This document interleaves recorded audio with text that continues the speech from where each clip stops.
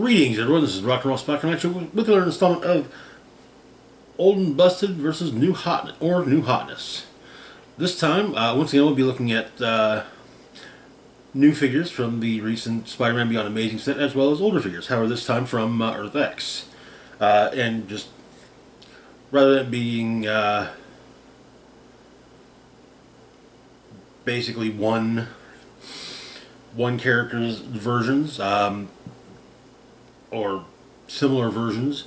We'll be looking at a couple of Earth X's Syndicate figures compared to their Spider-Man Beyond Amazing counterparts, and seeing if those counterparts live up to the Beyond Amazing. So, obviously, as you can tell from the title, we're looking at the Beetle and Doctor Octopus. Admiral Jenkins was starting with the Beetle. Admiral Jenkins was an electrical engineer, if I remember correctly. Made a flight suit that allowed him to fly. Helmet, and had some long suction cup finger things. Upgraded it to a more streamlined version, which is represented on the figures. Also made a rather bulky suit. Operated as members of both Masters of Evil and the Sinister Syndicate, and in fact, while as a member of the Masters of Evil, Abe ended up becoming a founding member of the Thunderbolts as Mach 1. Eventually Mach 2, Mach 3, Mach 4, Mach 5. Currently, most recently, Mach 10. So, our first is one from Earth X. While Earth X was not explicitly a Spider-Man set, Spider-Man was a large sub-theme in the set, and the set gave us more than a few never-before-clicked Spider-Man figures, namely the Enforcers. But it also gave us a fundamental Sinister Six shared trait, the Sinister Six United. So, Beetle from Earth X comes in at either 75 points or 50 points, has the Sinister Syndicate team ability, as well as the Masters of Evil, Sinister Syndicate, and Armor keywords. He's also got 3 traits. First off, signature equipment, Beetle Pod. Beetle starts the game with the Beetle Pod equipped. This is Beetle Pod. It grants flight, toughness, and speed +2. Combined, those can actually be quite useful. So, then we've got Sinister Six United. Stealth, but only if your team has 3 or more characters. Improved movement hindering, but only if your force, not team, only your force has 5 or more characters. Modify all combat values +1, but only if your force has exactly 6 characters. Now that second one doesn't really matter anymore because hindering turn does not hinder movement. But the other 2 can be quite useful. And finally, Organizer of the Sinister Syndicate. Leadership. When a friendly character within 6 squares replaces its attack value using the Sinister Syndicate team ability, modify its attack by +1. Okay. That's actually quite useful. Looking at the dial, it's actually very... We've got 3 clicks of Running Shot, followed by 3 clicks of Sidestep, 4 clicks of Energy Explosion, 4 clicks of Super Senses, followed by 2 clicks of Initial Deflection. On both starting clicks, we got a click of Perplex, then a blank click, and then at the very end, 2 clicks of Ranged Combat Expert.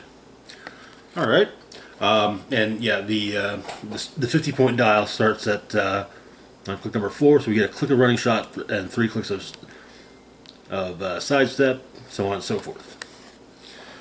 This has been a staple, to me at least, of Sinister Syndicate teams. I think I've run one Sinister Syndicate team in the last few years that didn't include Beetle. That was because it was thematic for theme purpose. It was because of the fact that that particular Sinister Syndicate lineup did not include the Beetle. Anyways, looking at his version from Spider-Man Beyond Amazing, got a more detailed. Now, of course, the new the increased sculpt size. So this Beetle comes in at 50 points. Has the Sinister Syndicate team ability as well as the Frightful Four, Masters of the Old Sinister Syndicate, Thunderbolts, Armor, and Scientist keywords. Okay. Ultimate trait. It's a rally trait. The keys off of opposing attack rolls include a 6. When a friendly character that is adjacent or has a Sinister Syndicate team ability attacks, you may remove one of Beetle's rally dice to re-roll their attack roll. Okay. Then looking at the dial, we get 2 clicks of sidestep, 2 clicks of running shot, another click of sidestep, and a final click of running shot. Attack-wise, 2 clicks of energy explosion, 2 clicks of poison, and 2 clicks of penetrating psychic blast. Defensively speaking, we get 4 clicks of toughness, 2 clicks of inertial deflection. On damage, we open up with a special power for 4 clicks of special power. We've got to work together. Granting him leadership. When a friendly character with the Sinister Syndicate team ability would remove a rally die, they may instead remove a rally die from another friendly character with the Sinister Syndicate team ability instead. That can be very useful, especially with the fact that so many of the Sinister Syndicate figures in Beyond Amazing had, well, rally abilities. All of which keyed off of opposing attack rolls, including a 6. That special power is followed by 2 clicks of Perplex as well. So,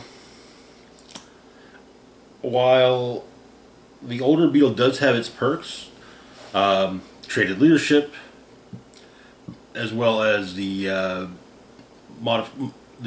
additional attack bonus for use of the Sinister Syndicate team ability, I gotta hand it to the new one. You get the same number. You get the same number of clicks as the top dial on the older version, but for the price of the for the same price as the shorter dial on the older version.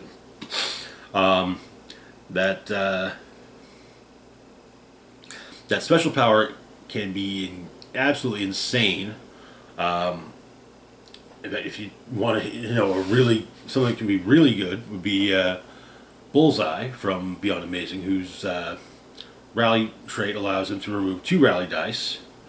These would be 2 6s, and use them and replace the dice in an attack roll, basically giving him a critical hit.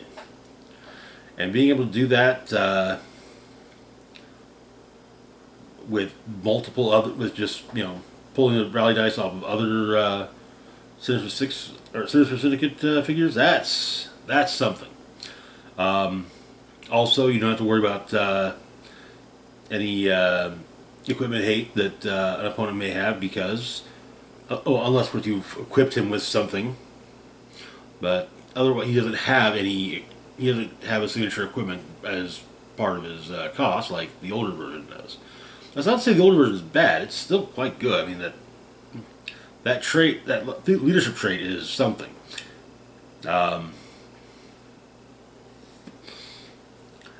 I do wish that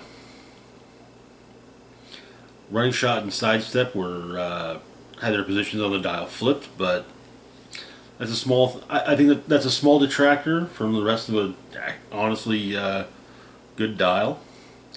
Combat values can be better, but at the same time, it's Sinister 6, so if once his combat value starts to tank, just get him adjacent to someone that someone else with the Sinister Syndicate ability whose attack values haven't tanked.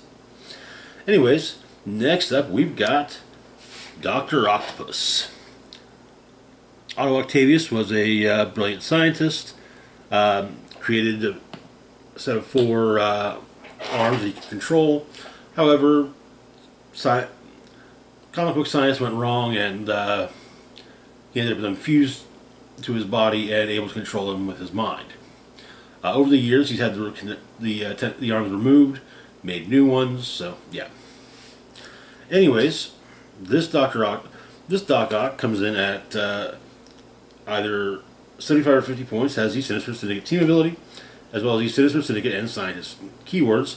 He's also got improved movement, increased elevation, and characters.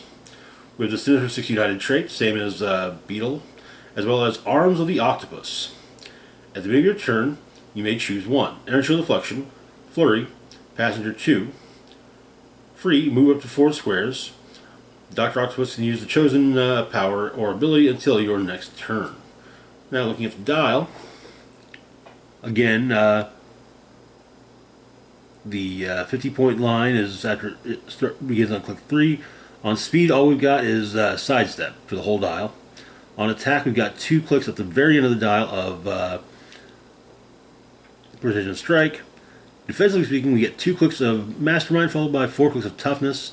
Damage-wise, this kind of makes the 75-point dial a little bit more useful. We start off without wit for 2 clicks, then we get 2 clicks of leadership, which starts off the 50-point dial. Now, while the Arms of the Octopus trait does grant quite a few possibilities, he is best served with an extra 10 points being spent on the Octopus Arms. And yes, as there is no signature equipment trait, he can't just start with them automatically. So the Octopus Arms grant giant reach of 2, flurry, as well as improved movement elevation, which he has that. So really, you're just paying 10 points to give him giant reach 2 and flurry. That way, you don't have to pick flurry with his with the Arms of the Octopus trait. You could go for free, move up to 4 squares, or Passenger 2, or Initial Deflection even. Honestly, this is so. First off, I do prefer the 75-point dial. Just that outwit's nice, and if you're building the team right, chances are you're going to have someone else's leadership, like say maybe the Beetle, maybe with that traded leadership. But the mid dial leadership, while I don't feel it's as good as top dial leadership, it can still be very useful if, say, everyone else with leadership on your team has been knocked past leadership, or knocked to a point where they don't have it. Then we've got the Beyond Amazing version in the classic green and orange suit. This figure comes in at either 100 points or 50 points. Has the Master of Evil, Sinister Syndicate, Thunderbolts, and Scientist keywords, as well as the Sinister Syndicate and Master of Evil team abilities. It also has improved movement elevation, and we have a rally trait that keys off of opposing attackers with a 6. Free, remove one of Dr. Octopus's rally dice to choose one. Generate an Ock Arm bystander, max 4, or choose an Ock Arm bystander and it makes an attack. Okay? The Ock Arm bystanders look like this. We've got Quake and Invulnerability. The Giant Reach 3. At the end of any action, if Ock Arm is not adjacent to Dr. Octopus, KO it. Okay? Looking at the dial, we get a full dial of sidestep. Then this 10-click long dial, the 50-point line starts after click 4. So either way, almost full run of sidestep. The last 2 clicks are blank. On attack, we get 5 clicks of Precision Strike, with one of them being the top click of his 50-point dial. Defensively speaking, get full dial of Mastermind. Then on damage, we open up with 4 clicks of the special, and close out with 2 clicks of the special power. We have I forgot, we have a second trait. Arms of the Octopus. At the beginning of the game, generate 4 Ock Arm bystanders, max 4. Passenger 4 will only carry Ock Arm bystanders. Power, generate Ock Arm bystander, max 4. And we've yet another trait. Another Sinister Syndicate, 6. Again. Friendly characters with Sinister Syndicate have Master of Evil. On damage, like I said, we start off with 4 clicks of special damage power, Mad Scientist, grants Empower, Leadership, and Perplex. Now, this can be incredibly useful, especially that Empower. If with a combination of Empower and Perplex, you could, for example, perplex up the attack of an off-armed bystander, and if you're adjacent, oh, hey, it's got, you know, it gets +1 damage, which, not exactly a common thing. Not as easy to do anymore, but that would give the off-armed bystander 4 damage. Then, like after the Mad Scientist special power, we get 4 clicks of leadership, and then 2 more clicks at the end of Mad Scientist. Now, I do like this figure. I've used it a few times recently. It is by no means a bad figure. That said, I feel like this is a prime example of the concept of making a dial different for the sake of making it different. Sidestep, giant reach, flurry. That's really kind of all you need for speed, rather than give a bunch of bystanders you can carry, and yeah, that's it. Like I said, not a bad figure, and basically a full dial of leadership, plus that special power. So he can be quite the useful figure, and also granting the Sinister Syndicate team ability, or the Master of Evil team ability.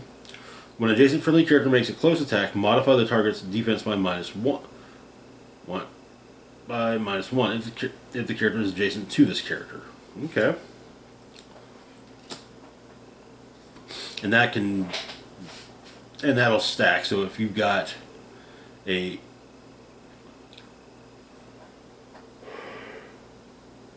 if you've got, say, if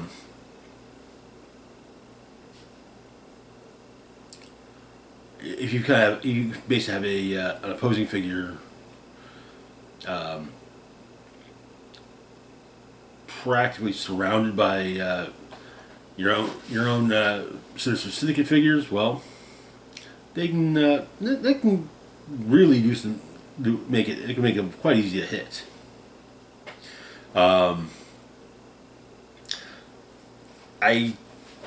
Another point in favor of Doc Ock is giving him the Ock. While yes, giving him the Ock arms would be cool. Give him some flurry. At the same time, they feel more necessary for the Earth X Doc Ock, as the Beyond Amazing one does have the Ock arm bystanders, which are not bad in the slightest. But yeah, you pretty much have to keep them adjacent to Doc Ock. Overall, between these two,